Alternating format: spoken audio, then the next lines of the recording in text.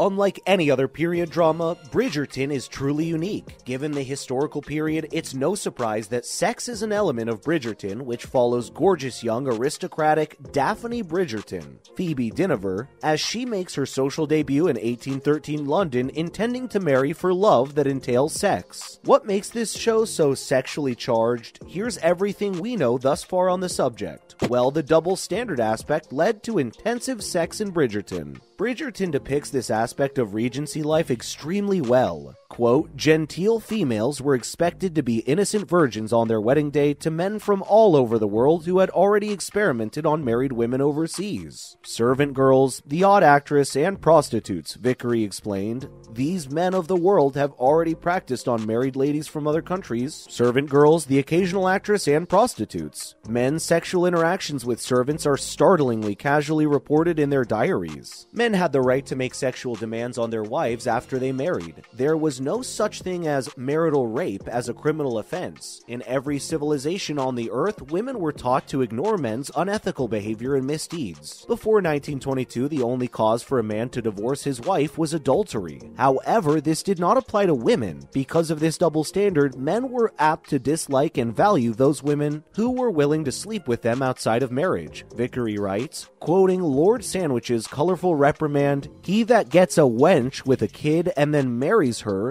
is like if a guy spits on his hat and then clapped it on his head." Lord Sandwich stated, according to Grieg, it was not uncommon for a married lady to have an affair after giving birth to an heir as long as she kept the affair private. If anything gets in onto the scandal sheet, it's an issue, one added. Moving on, Phoebe Dynevor revealed how intimacy coordinators aided in the smooth running of the sex scenes with Regé-Jean Page. However, Dynevor's Daphne and Regé-Jean Page's Simon are not the only two characters who are perplexing. Multiple characters are doing the deed as previously indicated. It is an important aspect of the drama. Sex was a pastime for men then, but not for women before marriage in higher ranks. In many cases, ladies had no idea how their babies were born before being transported to their marital beds, as shown on the show. And this isn't the first time Dynevor has performed personal sequences as an actor. She previously told Glamour UK that it was a do-whatever-you-want situation. This made her feel extremely out of control. However, intimacy coordinators were hired for the Netflix show and everything ran smoothly. We'd go through every scene before we shot it, she explained. We rehearsed everything like a fight scene, so I knew exactly where Reggie was going to put his hand and when. It frees you up because there's no odd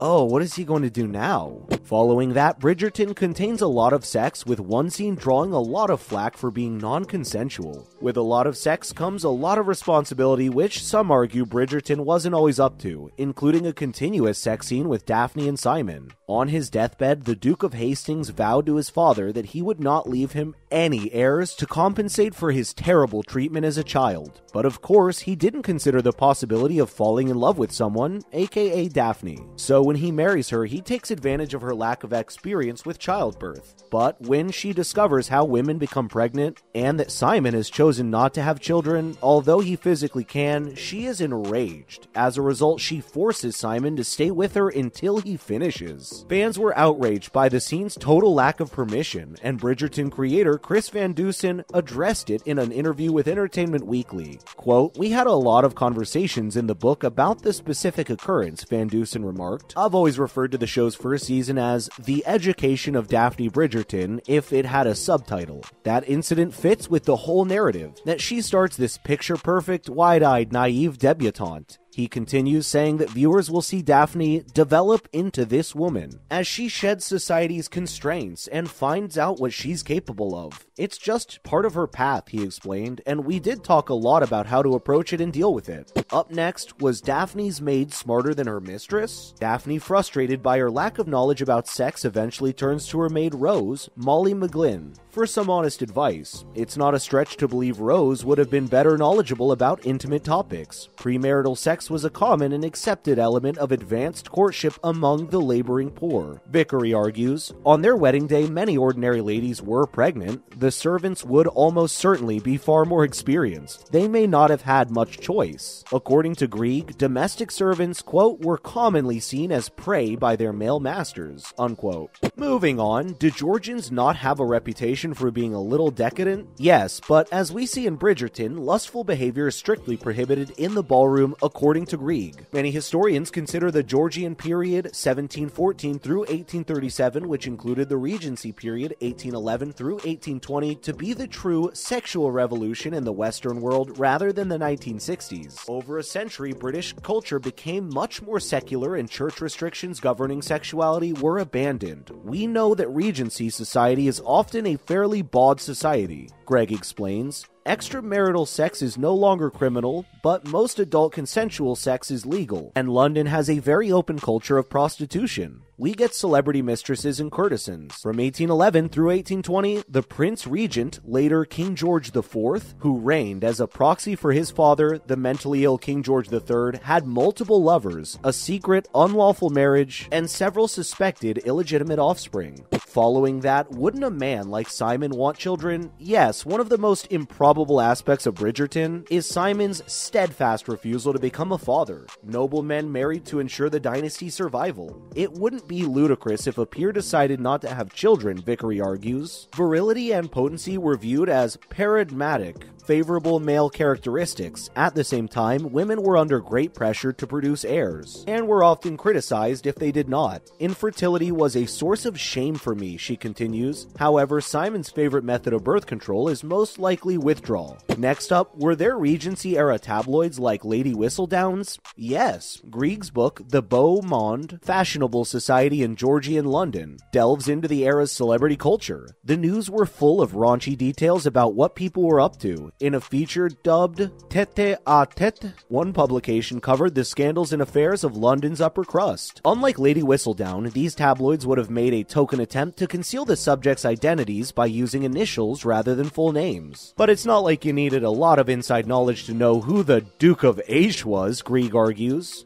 Moving on, don't you think Daphne would have some anxiety about becoming pregnant? Despite her husband's objections and the fact that childbirth can be terrifying, even fatal, Daphne is desperate to become pregnant as soon as possible. According to Vickery, pregnancy was, quote, both cherished and feared for women. The dangers of delivery were quite real in Regency England, as Daphne and Eloise described the perilous night their mother experienced delivering their youngest sister Hyacinth, nearly dying in the process. According to Vickery, this would have been the norm. Every third year, a lady in a large hamlet might witness a contemporary die in childbirth. Everyone knew someone who had died in childbirth, and no one could promise they would not be the next. Women's letters from the period revealed morbid anxieties about pregnancy and delivery. Quote, it was still not uncommon for pregnant mothers to prepare for death to the point of writing conduct letters for children who were still unborn or in leading strings, Vickery explained. As one gloomy expectant mother predicted in 1801, when this is brought unto you, the hand that writes it will be mouldered in the dust. While not invariably deadly, labor was a difficult and frequently prolonged experience for both mother and unborn children. According to Vickery, experienced moms frequently feared repetition and the implications for their children, whereas first-time mothers feared the unknown. Finally, women from all social classes were in jeopardy. Many mothers in Regency London who could not care for their newborns due to poverty or illegitimacy gave them up to the Foundling Hospital. It was a charity institution created in 1739 at a time when an estimated 1,000 babies were abandoned in the city each year. Mothers left a token with their baby, half of which they kept for themselves in case they ever desired to reunite with the child. No one was ever able to truly return, Grieg continues, so all the tokens remain, ranging from acorns to costly gold. It's a very emotional monument to the dangers women faced, and it serves as a reminder that this affected women of all socioeconomic classes. Well, that marks the end of today's video. We hope you like it. On your way out, make sure to hit that subscribe button. Thanks for watching. We'll see you in the next one.